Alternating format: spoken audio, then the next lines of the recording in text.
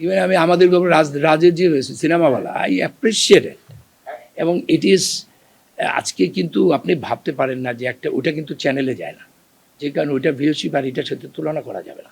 সবাই চ্যানেলটা দেখতেছে, বাংলা চ্যানেলে এখন স্যাটেলাইট চ্যানেলে যত ধারাবাহিক নাটক হয় তার মধ্যে দীপ্ত টিভির ধারাবাহিকের একটা বিশেষ জায়গা দখল।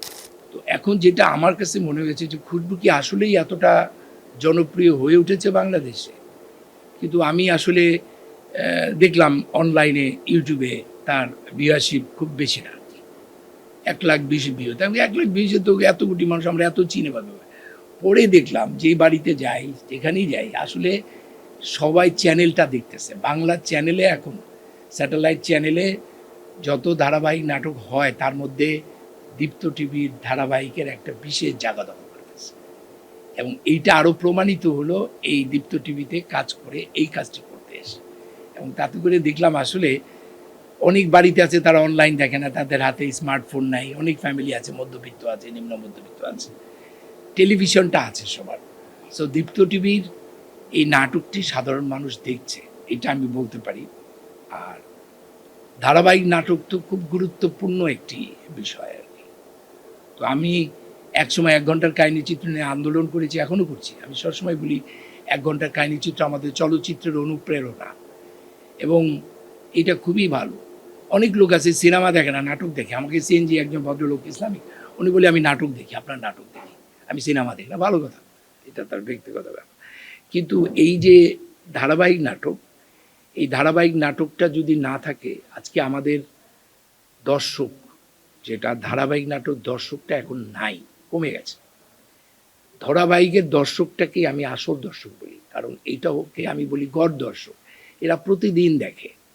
আর অন্যান্য 1 ঘন্টার টেলিফিল্মের চিত্র অনেকটা উইন্টার বার্ডের মতো, কখন দেখলো না। চ্যানেলকে ধরে রাখে ধারাবাহিক নাটক। এবং আমাদের বাঙালিরা আমরা গল্প শুনতে পছন্দ করি, গল্প বলতে পছন্দ করি। ধারাবাহিক নাটক এমনও এক সময় ছিল যে ওই পর্বটি দেখতে পারি নাই, টেলিফোন করে জিজ্ঞেস করছে আগের পর্বটি কী হয়েছিল। এখন একটা সুবিধা আছে যে না দেখলে সে অনলাইনে এটা কাভার করে দেখতে পারে। সো ধারাবাহিক নাটকটা খুব যুক্তিযুক্ত। পৃথিবীর অনেক দেশ আছে যেখানে ধারাবাহিক নাটকটা আমাদের বাংলাদেশে ধারাবাহিক নাটকের বড় ঘাটতি, এবং যেই কারণে আমাদের দর্শক সরে গেছে। তো বাংলাদেশের দর্শককে তার নিজস্ব সংস্কৃতিতে ধরে রাখার জন্য ধারাবাহিক নাটকের কোনো গুরুত্ব নেই। তো এই নাটকটি করতে এসে আমার কাছে মনে হয়েছে যে ধারাবাহিক নাটক খুবই গুরুত্বপূর্ণ। এবং আমি আসলে ধারাবাহিক নাটক করতে চাই না এই কারণে, আমি একটু ডিফারেন্ট টাইপের অফ ক্যারেক্টার করি। আমার বাইরের যে আবরণটা, এটা আসলে আমি নাটকের জন্য রাখা নানা রকমভাবে। সো আমার কাছে ধারাবাহিক নাটক না করার কারণ যে আমি কালকে একটা সিনেমা হোক বা নাটক হোক, কোনো অভিনয় করলে ডিফারেন্ট একটা গেট আপ নিতে গেলে তখন ও ধারাবাহিক নাটকের কন্টিনিউটির কারণে করা যায় না। কিন্তু ধারাবাহিক নাটকে এই যে আমার সামনে বসে আছে ও মিষ্টি, ওর গ্রুমিং সেশনে আমি একবার গিয়েছিলাম। তো এই যে নতুন নতুন ট্যালেন্ট এখানে আছে, ও আছে, খুশি আছে, একটু করছে। তারপরে এই যে নতুন ছেলে মেয়ে, আপনি যে কোনো পৃথিবীতে বড় বড় ধারাবাহিকগুলোতে দেখা যায় যে নতুনের মুখ। তো আমার কাছে খুশবু করে ভালো লাগছে আর কি। আমি 200 পর্যন্ত তো আমার মনে হয় দর্শক আমাকে যারা ফোন করে, অনেক ইন্টেলেকচুয়াল ফ্যামিলিতে না হলেও একেবারে ভালো শিক্ষিত পরিবার থেকেও বলছে আপনার খুশবু দেখছি। তো খুশবুটার কথা যেহেতু বলছি, আমি তো আমাকে দিয়ে বিচার করব, আর আমি তো আর ইম্প্যাক্ট অ্যাসেসমেন্ট আমার কাছে নাই। আমি টিআরপিও দেখি না, আমি অন্য কিছু দেখি না। আমি আমাকে যেভাবে সবাই আইডেন্টিফাই করছে, তাতে করে দেখা যাচ্ছে খুশবু এই মুহূর্তে দর্শকের খুব মানে পপুলার একটি সিরিয়ালের মধ্যে একটা। তো যেহেতু এটা 200 পর্ব হয়েছে, একটা সিরিয়াল কত দূরে যাবে এই পুরোপুরি নির্ভর করে দর্শক এটাকে চাচ্ছে কিনা। দর্শক যখন এটাকে চাবে না, দীপ্ত টিভিও চাবে না এটাকে কন্টিনিউ করতে। কিন্তু 200 পর্ব পর্যন্ত আসার পরে আমার যেটা মনে হয়েছে এটা একটা সাকসেস। একটা সিরিয়াল 200 পর্ব যাওয়া তো একটা অনেক বড় একটা কাজ। এটা হয়তো 1000 পর্ব পর্যন্তও যেতে পারে, এবং সেই চেষ্টাটা নির্মাতার পক্ষ থেকে, প্রযোজনা প্রতিষ্ঠানের পক্ষ থেকে ট্রাই করছে। তো একটি চরিত্রের সাথে মানুষ প্রাত্যহিক জীবনের চরিত্রের মতো হয়ে যায়। যারা খুশবুকে কিন্তু অনেকে পছন্দ করছে, মানে খুশবু এখন অনেকের হৃদয়ে জায়গা করে নিয়েছে। তো এই খুশবু কিভাবে খায়, কিভাবে ঘুমায়, কিভাবে হাঁটে, এটা একটা ফ্যাক্টর হয়ে দাঁড়ায়। আমি অনেক সিরিয়াল দেখেছি বিদেশি, যে ওখানে কোনো চরিত্র যদি পপুলার হয়ে যায় তখন ধারাবাহিকের চেয়ে চরিত্রের ধারাবাহিকতার জন্য অস্থির হয়ে ওঠে। আমাদের বাংলাদেশের সিরিয়ালগুলোতে যেটা করেছে, আমরা ধারাবাহিকতাটা বজায় রাখতে পারি না। এই ধারাবাহিকতা বজায় রাখতে না পারার অনেকগুলো কারণ আছে, এটার মধ্যে অনেক বিষয় আছে। সো ধারাবাহিকতা বজায় না থাকলে ধারাবাহিক নাটককে ধারাবাহিকভাবে টেনে নেওয়া খুব কঠিন। ইভেন আমি আমাদের রাজের যে সিনেমাওয়ালা, আই অ্যাপ্রিসিয়েট ইট, এবং ইট ইজ, আজকে কিন্তু আপনি ভাবতে পারেন না যে ওটা কিন্তু চ্যানেলে যায় না, যে কারণে ওইটা ভিউশিপ আর এটার সাথে তুলনা করা যাবে না।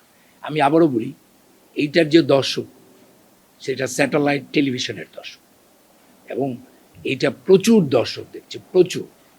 সো আমি যেটা বলছি যে ধারাবাহিক নাটক কিন্তু এখন দেখছে মানুষ, ধারাবাহিক নাটক আগের চেয়ে দেখছে। আপনি যেটা বলছেন যে আপনি যখন ভালো কোয়ালিটি দিবেন, আপনি যখন ধারাবাহিকতা বজায় রাখবেন, আমাদের ধারাবাহিক নাটকের দিকে আমাদের চ্যানেলগুলো ঠিক নেই।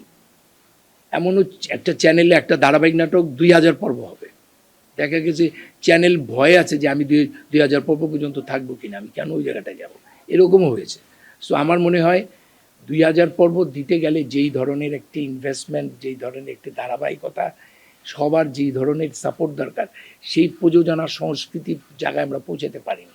তবে যদি ঠিকমতো করা যায় তাহলে ধারাবাহিকই কিন্তু মানুষকে টেলিভিশনমুখী করতে হবে, কারণ টেলিভিশনটা আমার পরিবারের একটা সদস্য। একটা টেলিভিশন, একটা পরিবারে যদি একটা ছেলে অসুস্থ হয়ে যায়, যেরকম আপনি টেলিভিশনটা যদি 2 দিন কোনো দিন নষ্ট থাকে, আপনারা এখানে যারা আছেন আপনার পরিবারে আপনি টিকতে পারবেন না। ওই 2-3 দিনের মাথায় আপনাকে ওই টিভিটা ঠিক করতে হবে। ও আমার একটা ফ্যামিলি মেম্বার। এবং আরেকটি কথা বলছি, আমাদের সংস্কৃতিকে প্রাত্যিকভাবে চর্চার জন্য টেলিভিশনের কোনো বিকল্প নাই, দাঁত মাজার মতো করে। সো টেলিভিশন সংস্কৃতির একটি বড় গুরুত্বপূর্ণ ধাপ হচ্ছে আপনার এই টেলিভিশন। অনেক এমনও হয়েছে যে টেলিভিশন সিরিয়ালের কারণে খেলা চেঞ্জ করে দিচ্ছে, অনেক বিদেশে এরকম আছে। সো ধারাবাহিক নাটক অনেক গুরুত্বপূর্ণ আমাদের সংস্কৃতির ধারক বাহক হিসেবে। সো সেই ক্ষেত্রে আমি তো মনে করি, যেমন আমার এন্ট্রিটা খুশবু ছবিতে, আমি একজন কবিরাজ টাইপের, আমি খুশবু তৈরি করি। হোয়াটস বিউটিফুল এন্ট্রি।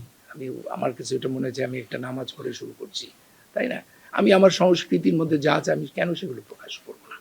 তো ধারাবাহিক নাটক আমার মনে হয় যে ভালো হচ্ছে, এবং আমার বলতে দ্বিধা নেই, এটা দীপ্ত টেলিভিশনের নাটক না হলেও আমার ছাত্ররা, শিষ্যরা বা যারা আমার সমসাময়িকরা বিভিন্ন চ্যানেলের সাথে এখন জড়িত আছে, তারাও বলছে যে দীপ্তর serial they are doing very good, তাদের টিআরপি অনেক ভালো।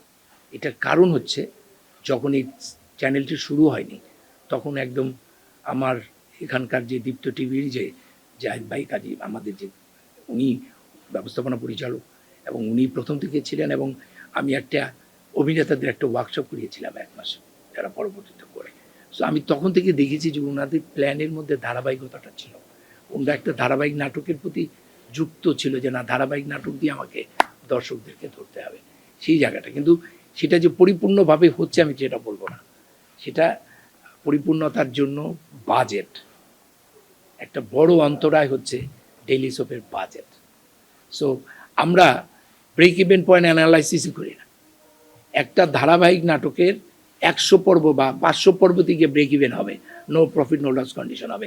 তার যে সেট, তার যে কস্টিউম, তার যে ধারাবাহিকতা, এগুলো যদি ঠিকমতো না করা যায়, তাহলে কেন আমি আমার সেট কস্টিউমটা চিন্তা করবো কেন?